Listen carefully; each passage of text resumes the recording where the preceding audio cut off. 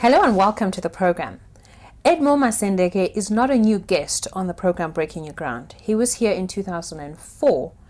He is the second child from a family of 7. He was born with cerebral palsy, but he has not let that set him back.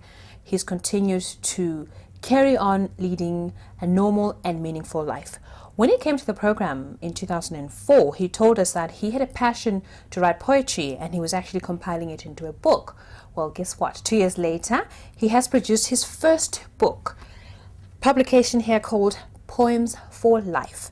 And I can tell you, I have not seen, in fact, I have not read so much life-giving poetry in one book. And, just to give you some encouragement from, I think, a text that was written by Gary Thompson. So you're not just making money in boxes, Gary. He says, from severe disability to a renewed sun of hope, Edmore shows powerful, personal, and prominent truths through poetry to inspire any downcast soul. Never let discouragement disable you. That's a message also from Edmore. Edmore, welcome to the program. It's actually good to be back again on Breaking New Ground.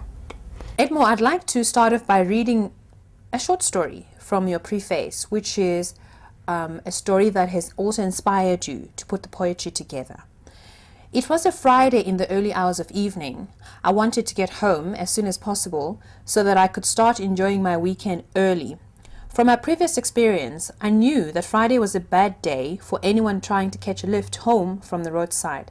Nonetheless, since I wasn't prepared to walk all the way to the bus terminus, where it would be easier for me to catch a bus or commuter omnibus, I stood at that roadside and waved at each vehicle that came along, motioning them to stop.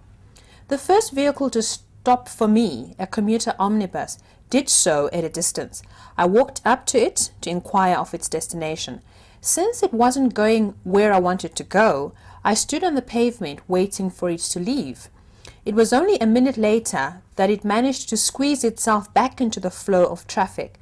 But just as the vehicle was about to take off, the conductor shouted, "Ende nasi wakadakwa, warimwira kupi?"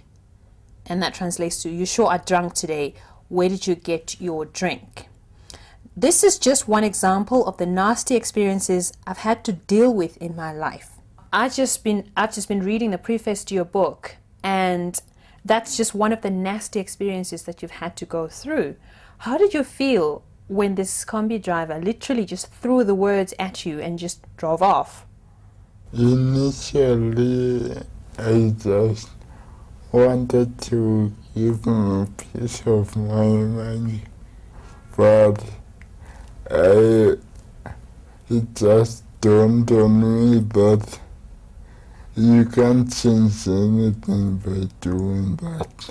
Did you feel angry at the conductor? Yeah, I was a bit angered, but I quickly got control of myself. Just how difficult has it been?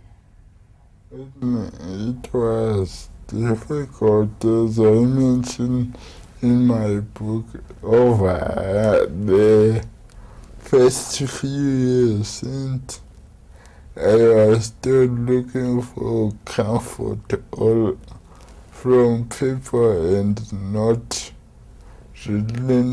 knowing that what people say about you doesn't really matter.